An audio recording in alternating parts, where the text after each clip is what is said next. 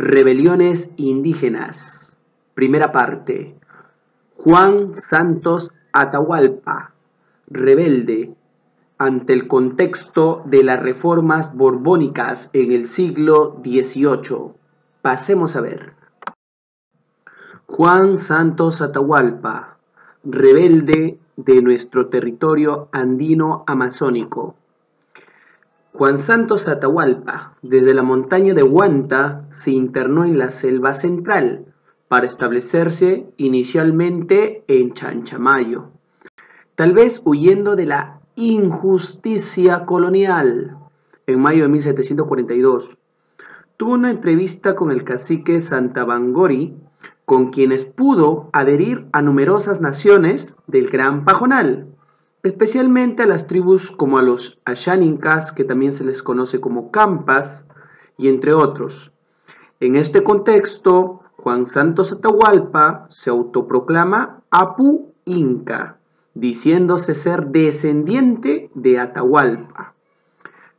Tomando este nombre, inició la lucha para liberar a los pueblos indígenas mal llamados porque somos andinos, porque vivimos en los Andes, o amazónicos porque vivimos en la Amazonía.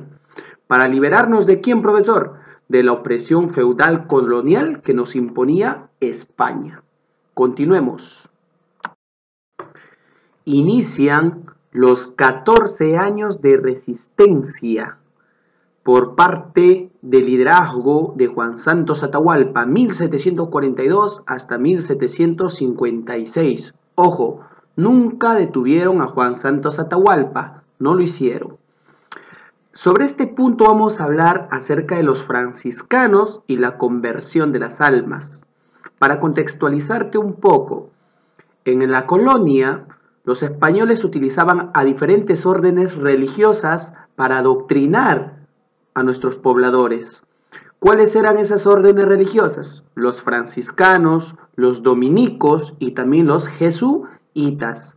Se considera que los jesuitas eran un poco más productivos, un poco más amistosos con nuestros habitantes. Pero vamos a ver entonces que en este caso estamos enfrentándonos a la orden de los franciscanos. Profesor, ¿esto en qué siglo está? Nos dice, ¿no?, que la orden de los franciscanos ya desde el siglo XVII había controlado geográficamente este territorio del Gran Pajonal, en la cual estaban, como hace un momento te digo, principalmente los Asháninkas, pero también estaban otras tribus como los Shipibos, los Conibos y los Amuechas. En este sentido, ¿cuál era el objetivo principal de los franciscanos, profesor? Convertirlos a cristianos, cristianizarlos. Y una vez que los cristianice, empadronarlos a los habitantes para que estos paguen tributos a la corona.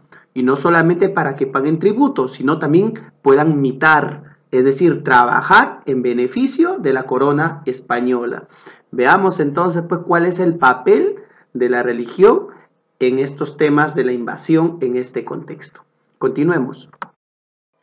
Profesor, ¿cuáles son las razones por la cual Juan Santos Atahualpa y la población de Gran Pajonal se rebelan ante la colonia, profesor?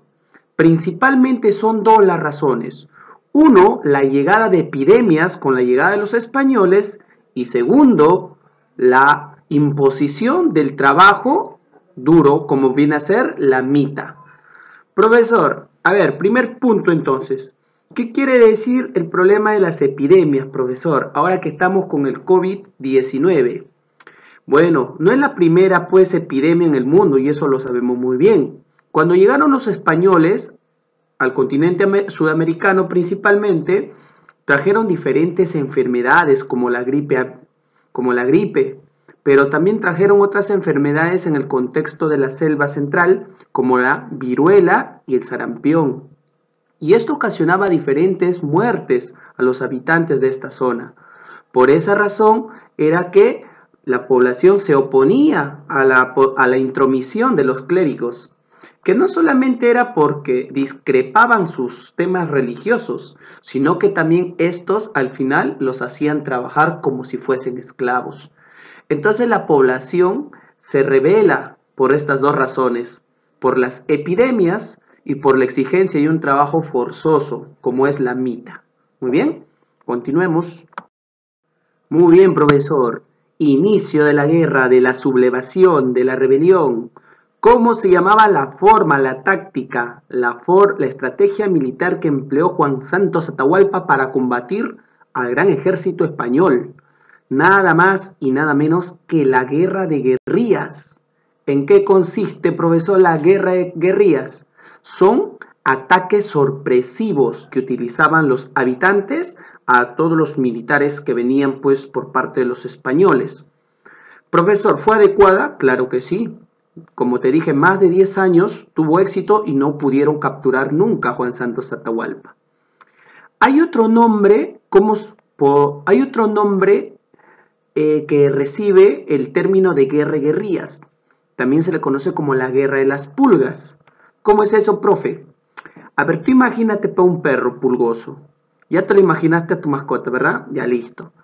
A ver, ese perro pulgoso, ¿qué hace? Intenta capturar a las pulgas, ¿sí o no? Pero una vez que intenta capturar a la pulga, ¿qué hizo la pulga? Ya saltó, ya desapareció, ¿sí o no? Así, de igual manera, era la guerra de guerrilla de Juan Santos Atahualpa. Atacaban y ¡fum! Desaparecían. Y como estaban en la selva, era un lugar adecuado porque ellos lo conocían muy bien. Entonces no era un lugar llano, pues plano. Ahí sí hubiese perdido de todas maneras Juan Santos Atahualpa, porque era inferior en armas, en formación militar y en número de personas. Entonces esta estrategia militar fue un éxito. 10 años de choque con el ejército peninsular. Peninsular viene de España, su península. No pueden ser, por eso se dice, considerado un fracaso para la insurrección de Juan Santos Atahualpa. Al principio probablemente no se le dio suficiente importancia. Los españoles dijeron, déjalo y ahorita lo atrapamos a Juan Santos Atahualpa. Porque no es algo irrelevante, porque es un territorio en el cual no lo necesitamos demasiado. Porque ¿cuál era la principal ambición de los españoles? Nuestro tesoro, que estaban en las grandes minas. La selva, ellos todavía no conocieron el valor que tenía, por ejemplo, nuestro caucho, nuestro petróleo, todavía no lo conocían. Si no, lo hubieran saqueado, hubieran ingresado con más poder, con un mayor número de ejército. Bueno, chicos, para ir finalizando ya la siguiente diapositiva. Bueno, posteriormente la rebelión se fue atenuando, fue menor. Sin embargo, este hecho histórico tiene un gran significado. Este movimiento tiene para nosotros una profunda significación histórica por el hecho de que logró, al menos durante un buen tiempo, la liberación de la población nativa. Mucho tardarían los españoles y criollos en intentar ocupar nuevamente esta región del territorio amazónico. Por ello, Juan Santos Atahualpa es símbolo vivo del Perú libertario. Juan Santos Atahualpa entonces es un héroe que dio el primer grito de independencia desde la selva central. Así es, porque buscó independizar su territorio. ¿Qué es lo que le faltó a Juan Santos Atahualpa, profe? Que pueda unirse pues con los pobladores explotados de los Andes. Hubiéramos sido una mayor fuerza y hubiéramos expulsado a los españoles y hubiéramos alcanzado nuestra independencia.